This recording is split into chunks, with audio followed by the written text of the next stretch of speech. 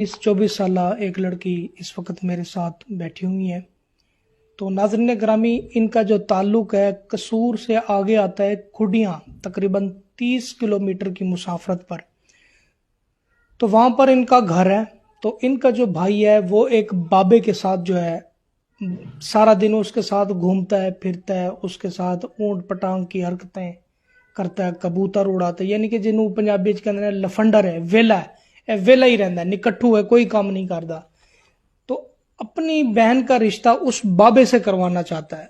क्यों करवाना चाहता है, इन्हीं की ज़बानी जानते हैं। आजकल आपको पता है जो भाई होते हैं ना, उनको कोई गाड़ी पे सैर करवा दे तो वो भी सिलेक्शन कर लेते हैं कि ये मेरे लिए बहनोई अच्छा है। आगे से चाहे उसने 4 शादियां पहले की हों, आगे से वो चाहे क्रिमिनल हो, चाहे आगे से उसके ऊपर कोई 10 FIR दर्ज हो, इस चीज की कोई परवाह नहीं करता। भाई जिसका भी रिश्ता करो, बहन का, बेटी का, किसी का भी, हमसाई का, पड़ोसी का, रिश्तेदारन का, एक मर्तबा उसको मिलो, देखो, उसके मोहल्ले में जाओ, फिर जाके करवाओ।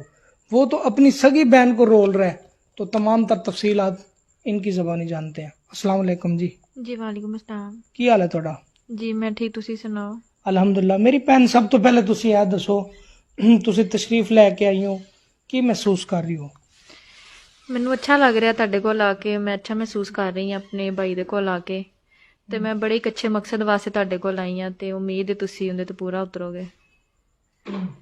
ਅੱਛਾ, ਮੈਨੂੰ ਇਹ ਦੱਸੋ, ਤੁਹਾਡਾ ਭਾਈ ਉਹ ਬਾਬੇ ਦੇ ਨਾਲ ਕਿਉਂ ਵਿਆਹ ਕਰਾਉਣਾ ਚਾਹੁੰਦਾ ਹੈ? ਬਾਬੇ ਦੇ ਵਿੱਚ ਕੀ ਐਸੀ ਖਸੂਸੀਅਤ ਨੇ? ਮੇਰਾ ਜਿਹੜਾ ਭਾਈ ਹੈਗਾ ਏ ਉਹ ਕਬੂਤਰ ਉਡਾਉਂਦਾ ਸਾਰਾ ਦਿਨ, ਠੀਕ ਏ।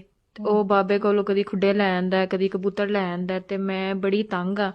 ਮੈਨੂੰ ਕਹਿੰਦਾ ਭੈਣ ਮੈਂ ਤੇਰਾ ਉਹਦੇ ਨਾਲ ਹੀ ਵਿਆਹ ਕਰਨਾ, ਠੀਕ ਹੈ। ਨਾ ਮੈਨੂੰ ਘਰ ਦਾ ਕੋਈ ਹਿੱਸਾ ਦੇ ਰਿਹਾ ਜਾਇਦਾਦ ਦਾ, ਨਾ ਮੇਰੀ ਮਾਂ ਹੈ ਸਿਰ ਤੇ, ਨਾ ਪਿਓ ਏ, ਭਰਾ ਹੀ ਇਕੱਲਾ। ਤੇ ਉਹ ਮੈਨੂੰ ਕਹਿੰਦਾ ਬਾਬੇ ਨਾਲ ਵਿਆਹ ਕਰ। ਤੇ ਹੁਣ ਮੈਂ ਉਹਦੇ ਨਾਲ ਵਿਆਹ ਨਹੀਂ ਕਰਨਾ ਚਾਹੁੰਦੀ। ਹੁਣ ਤੁਸੀਂ ਮੈਨੂੰ ਦੱਸੋ ਕਿ ਮੈਂ ਕੀ ਕਰਾਂ। ਮੈਂ ਬੜੀ ਉਮੀਦ ਲੈ ਕੇ ਤੁਹਾਡੇ ਕੋਲ ਆਈ ਹਾਂ। ਤੇ ਉੱਥੇ ਕੋਈ ਚੌਧਰੀ MNA MP ਕੋਈ ਰਿਸ਼ਤੇਦਾਰਾਂ ਨੂੰ ਨਹੀਂ ਦੱਸਿਆ ਤੁਸੀਂ ਕਿ ਇਹ ਮੇਰਾ ਭਰਾ ਇੰਜ ਦੀਆਂ ਹਰਕਤਾਂ ਕਰ ਰਿਹਾ ਹੈ? ਬਸ ਜਦੋਂ ਫਿਰ ਉਹ ਜ਼ਾਰੀ ਗੱਲ ਹੈ, ਭਰਾ ਦੀ ਮੰਨੀ ਕੋਈ ਕਿਸੇ ਦੀ ਨਹੀਂ ਮੰਨਦਾ ਹੈਗਾ, ਭੈਣਾਂ ਦੀ ਕੌਣ ਸੁਣਦਾ ਅੱਜ ਕੱਲ? ਕੋਈ ਵੀ ਨਹੀਂ ਜੇ ਸੁਣਦਾ। ਜਦੋਂ ਭਰਾ ਵੱਡੇ ਹੋ ਜਾਣ ਤੇ ਫਿਰ बिल्कुल बिल्कुल। नाज़रीन ग्रामी, आजकल के जो भाई होते हैं ना, वो समझते हैं कि यार मैं इसके लिए ज़िंदगी का बेहतरीन फैसला कर रहा हूँ, लेकिन उसको ये नहीं पता कि ये जो थोड़ी सी जो इसे लालच दी जा रही है, या गाड़ी की, या कबूतर की, या पैसे की, ये गलत है। एक तो जो बाबा जी हैं, वो अल्लाह उनको सेहत दे, तंदुरुस्ती दे, कई बाबे हैं मुझे भी फोन करते हैं। अच्छा नाज़रीन ग्रामी, बाबे हैं, ठीक है, निकाह करना चाहिए। आजकल इनको मैं समझाऊं ना कि यार आप क्यों कॉल करते हैं बाबा जी, शादी, मैं जी शादी करना चाहना, ब्याह करना चाहना, तो ऊपर से इनके अल्फाज पता है क्या होते हैं? मैं जी पुरानियां खुराकां खादियां ने कि मैं ब्याह करना चाहना। तो मैं इनको कहता हूं तुम इबादत कर लो, नमाज पढ़ लो, कब्र में टांगे यार, कुछ तो एहसास करो अपना, अपनी जिंदगी का कुछ तो सोचो। अच्छा, भाई को ये हया नहीं आती कि इसने कल को मर मुर जाना, या इसे कुछ हो गया, मेरी बहन जवान है तो मैं जवान बहन के लिए जवान रिश्ता ढूंढूं? ਬਸ ਉਸੇ ਆਪਣਾ ਜੋ ਹੈ ਨਾ, ਉਹ ਕੀ ਕਹਿੰਦੇ ਨੇ, ਲਾਲਚ ਨਜ਼ਰ ਆ ਰਿਹਾ ਉਹਨੂੰ ਆਪਣਾ। ਤੇ ਬਸ ਉਸੇ ਲਾਲਚ 'ਚ ਲੱਗਾ, ਉਹਦੀਆਂ ਗੱਲਾਂ 'ਚ ਆ ਜਾਂਦਾ ਤੇ ਘਰ ਆ ਕੇ ਮੈਨੂੰ ਕਹੇਗਾ ਮੈਂ ਬਸ ਉਸੇ ਬਾਬੇ ਨੇ ਤੇਰਾ ਵਿਆਹ ਕਰਨਾ ਹੈ। ਤੇ ਮੈਂ ਬੜੀ ਪਰੇਸ਼ਾਨ ਆ, ਨਾ ਉਹਦੇ ਨਾਲ ਮੇਰੀ ਕੋਈ ਜੋੜੀ ਫੱਬਣੀ ਹੈ, ਨਾ ਕੋਈ ਗੱਲ, ਨਾ ਬਾਤ। ਤੇ ਮੈਂ ਤੇ ਬੜੀ ਤੰਗ ਆਈ ਪਈ ਆਪਣੇ ਭਰਾ ਕੋਲੋਂ। नाज़रीन ग्रामी, अक्सरियत आप इंटरव्यू देखते हैं सोशल मीडिया पर कि 65 साल के बाबे ने 18 साल की लड़की से निकाह कर लिया। ये होते हैं निकाह, उर्दू पॉइंट पर भी प्रोग्राम चलते हैं, मुख्तलिफ टिकटॉक ऐप्स पर भी मैंने वीडियोस देखी हैं। लेकिन यार ये ज़िंदगी तबाह करने वाली बात है। इस तरह का काम नहीं करना चाहिए। फिर लितर पोला करवा दे ये तेरे भरा नूं, आर्डर ला फिर। ਜਿਵੇਂ ਤੁਸੀਂ ਮੁਨਾਸਿਬ ਸਮਝੋ। नहीं, मैं सीधा वकील नूं नंबर देना है, ਉਹਨੇ ਆਪੇ ਉੱਥੇ ਪੁੱਛ ਲੈਣਾ। ਕਮ ਸੇ ਕਮ ਭੈਣ ਦੀ ਤੇ ਸਾਈਡ ਲਵੇ, ਭੈਣ ਦੇ ਵਾਸਤੇ ਕੋਈ ਅੱਛਾ ਫੈਸਲਾ ਕਰੇ। ਜੇ ਉਹ ਨਹੀਂ ਕਰ ਸਕਦਾ ਤੇ ਮੇਰੇ ਭਰਾ, ਮੈਂ ਤੁਹਾਡੇ ਕੋਲ ਆਈ ਹਾਂ, ਤੁਸੀਂ ਕੋਈ ਅੱਛਾ ਫੈਸਲਾ ਕਰੋ ਮੇਰੇ ਵਾਸਤੇ। ਨਹੀਂ, ਤੁਸੀਂ ਫਿਰ ਐ ਨਹੀਂ ਕਹਿਣਾ ਕਿ ਮੇਰੇ ਭਰਾ ਨੂੰ ਤੁਸੀਂ ਲਿੱਤਰ ਪੋਲਾ ਕਰਵਾਇਆ ਹੈ, ਕਿਉਂਕਿ ਗੱਲ ਔਨ ਦਾ ਰਿਕਾਰਡ ਕੈਮਰੇ 'ਚ ਹੋ ਰਹੀ ਹੈ। ਬਾਅਦ ਵਿੱਚ ਮੈਨੂੰ ਤੁਸੀਂ ਸ਼ਿਕਾਇਤ ਨਹੀਂ ਕਰਨੀ ਕਿ ਭਾਈ ਤੁਸੀਂ ਜ਼ਿਆਦਤੀ ਕੀਤੀ ਹੈ।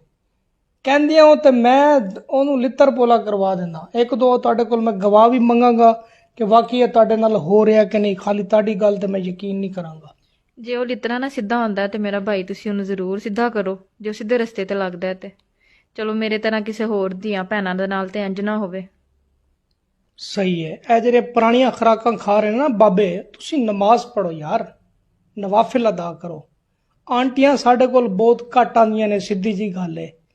ਤੇ ਉਹ ਆਂਟੀਆਂ ਵੀ ਆਉਂਦੀਆਂ ਨੇ ਜੀ, ਸਾਨੂੰ ਪਹਿਲੇ ਹੱਜ ਕਰਾਵੇ ਉਮਰਾ ਕਰਾਵੇ ਤੇ ਫਿਰ ਅਸੀਂ ਨਿਕਾਹ ਕਰਾਂਗੇ ਤੇ ਉੱਥੇ ਅਸੀਂ ਨਿਕਾਹ ਪੜ ਲਾਂਗੇ।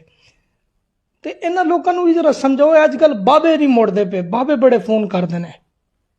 ਕਿਹਨਾਂ ਨੂੰ ਫੋਨ ਕਰ ਰਹੇ ਨੇ? ਮੈਨੂੰ ਕਰ ਰਹੇ ਨੇ। ਤੁਹਾਨੂੰ ਕਾਹਦੇ ਲਈ ਗਏ? ਨਿਕਾਹ ਵਾਸਤੇ? ਨਿਕਾਹ ਬੁੱਢੀਆਂ ਹੈਗੀਆਂ ਨੇ, ਦੋਤਰੇ ਪੋਤਰੇ ਵਾਲੇ, ਕੀ ਮੌਤ ਪਈ ਇਹਨਾਂ ਨੂੰ। ਬਸ ਅੱਜ ਕੱਲ ਦੇ ਜਵਾਨਾਂ ਨੂੰ ਪਿੱਛੇ ਕਰੋ ਤੇ ਬਾਬਿਆਂ ਨੂੰ ਤੇ ਬਹੁਤਾ ਹੀ ਕਹਿੰਦੇ ਨੇ ਸਾਡੇ ਬਸ ਨਿਕਾਹ ਹੋ ਜਾਣ, ਨਮਾਜ਼ ਭਾਵੇਂ ਇਹਨਾਂ ਨੂੰ ਆਂਦੀ ਨਾ ਹੋਵੇ। ਗੱਲ ਸਮਝਾਈਏ ਤੇ ਬਜ਼ੁਰਗਾਂ ਨੂੰ ਫਿਰ ਨਾਰਾਜ਼ ਹੋ ਜਾਂਦੇ ਨੇ ਜੀ, ਹਮ ਤਾਂ ਨਿਕਾਹ ਕਰ ਰਹੇ ਹਾਂ ਜੀ, ਹਮ ਕੌਣ ਸਾ ਜ਼ਿਨਾ ਕਰ ਰਹੇ, ਗੁਨਾਹ ਕਰ ਰਹੇ। ਯਾਰ 30 ਸਾਲ ਦੀ ਕੁੜੀ ਨਾਲ 25 ਸਾਲ ਦੀ ਕੁੜੀ ਨਾਲ ਮੈਂ ਕਿਵੇਂ ਕਰਾਵਾਂ? ਤੁਸੀਂ ਆਪ ਕਦੀ ਆਪਣੀ ਦੋਤਰੀ ਪੋਤਰੀ ਦਾ ਕਰਵਾਓਗੇ? ਖੁਦਾ ਦਾ ਖੌਫ ਕਰੋ ਯਾਰ, ਮੇਰੇ ਤੇ ਰਹਿਮ ਕਰੋ। ਫਿਰ ਆਂਦੇ ਨੇ ਜੀ ਅਸੀਂ ਪੁਰਾਣੀਆਂ ਖੁਰਾਕਾਂ ਖਾਦੀਆਂ ਨੇ। अब कोई पुरानी खुराके वाला बाबा राबता करता है आपके लिए फिर? ਸਰ ਜੀ ਮੈਨੂੰ ਮਾਫ ਕਰੋ, ਮੈਂ ਤੇ ਬਾਬੇ ਵੱਲ ਤੇ ਮੈਂ ਬਿਲਕੁਲ ਵੀ ਨਹੀਂ। ਬਾਬੇ ਨਾਲ ਸ਼ਾਦੀ ਕਰਕੇ ਸਾਰੀ ਜ਼ਿੰਦਗੀ ਗਵਾਉਣ ਵਾਲਾ ਹਿਸਾਬ ਏ ਤੇ ਜਵਾਨ ਜਹਾਨ ਜਿਹੜਾ ਹੋਏਗਾ ਉਹ ਕਦੀ ਵੀ ਨਹੀਂ ਕਰੇਗਾ। ਹੁਣ ਬਾਬੇ ਕਹਿੰਦੇ ਨੇ ਜੀ ਅਸੀਂ ਪੁਰਾਣੀਆਂ ਖੁਰਾਕਾਂ ਖਾਦੀਆਂ ਨੇ, ਕੁੜੀ ਜਿਹੜੀ ਨਾ ਤੁਹਾਨੂੰ ਆਪੇ ਦੱਸੇਗੀ, ਅੱਲਾ ਮਾਫੀ ਦੇ, ਇੰਜ ਦੀਆਂ ਗੱਲਾਂ ਕਰਦੇ। ਤਾਂ ਫਿਰ ਉਹਨਾਂ ਬਾਬਿਆਂ ਨੂੰ ਹੀ ਪਤਾ ਹੋਏਗਾ ਨਾ ਜਿਨ੍ਹਾਂ ਨੇ ਖਾਧੀਆਂ ਨੇ। ਯਾਰ ਹੁਣ ਤੁਹਾਡੀ ਮਿਹਰਬਾਨੀ, ਮੈਨੂੰ ਸ਼ਰਮ ਆਉਂਦੀ ਹੈ ਅੱਗੇ ਤੁਹਾਡੇ ਬਾਰੇ ਚ ਗੱਲ ਕਰਨ।